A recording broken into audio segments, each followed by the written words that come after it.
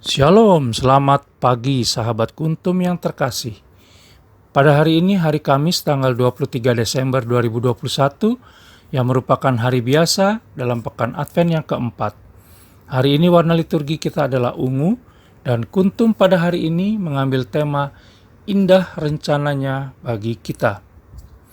Sahabat Kuntum yang terkasih, struktur bacaan kita pada hari ini terdiri dari bacaan pertama, diambil dari kitab Maleakhi 3 ayat 1-4 dan Maleakhi 4 ayat 5 sampai dengan 6. Adapun Mazmur tanggapan diambil dari kitab Mazmur 25 ayat 4b sampai dengan 5b, ayat 8 sampai dengan 10 dan ayat 14. Adapun bacaan Injil kita hari ini diambil dari Injil Lukas 1 ayat 57 sampai dengan 66. Sahabat Kuntum yang terkasih, struktur bacaan kita pada hari ini sama dengan struktur bacaan pada hari Rabu, tanggal 23 Desember tahun 2020. Selain itu, bacaan Injil kita pada hari ini juga sama dengan bacaan Injil pada hari Senin, tanggal 24 Juni tahun 2019, dan hari Rabu, tanggal 24 Juni tahun 2020, di mana berkisah tentang kelahiran Yohanes Pembaptis dan betapa sukacitanya Elisabet dan Zakaria karenanya. Baik, mari kita dengarkan sama-sama bacaan Injil kita pada hari ini yang diambil dari Injil Lukas 1 ayat 57 sampai dengan 66. Kelahiran Yohanes Pembaptis. Kemudian genaplah bulannya bagi Elisabet untuk bersalin dan ia pun melahirkan seorang anak laki-laki.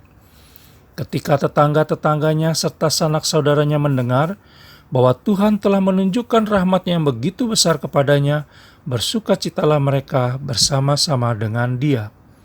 Maka datanglah mereka pada hari yang ke-8 untuk menyunatkan anak itu dan mereka hendak menamai dia Zakaria menurut nama bapanya. Tetapi ibunya berkata, "Jangan, ia harus dinamai Yohanes." Kata mereka kepadanya, "Tidak ada di antara sanak saudaramu yang bernama demikian." Lalu mereka memberi isyarat kepada bapaknya untuk bertanya nama apa yang hendak diberikannya kepada anaknya itu. Ia meminta batu tulis, lalu menuliskan kata-kata ini. Namanya adalah Yohanes. Dan mereka pun heran semuanya. Dan seketika itu juga terbukalah mulutnya dan terlepaslah lidahnya, lalu ia berkata-kata dan memuji Allah.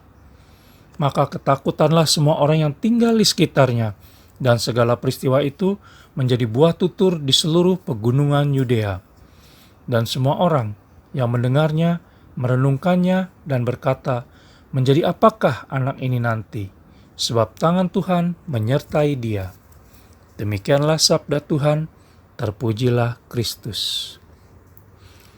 Sahabat Kuntum yang terkasih, melalui bacaan Injil pada hari ini, kita diajak untuk meneladan Elisabet dan melihat betapa Yohanes Pembaptis berperan penting dalam perjalanan sejarah keselamatan umat Allah Tritunggal Maha Kudus. Melalui teladan Elisabet, kita diajak untuk percaya, taat, setia, rendah hati, dan selalu berserah kepadanya dalam segala perkara.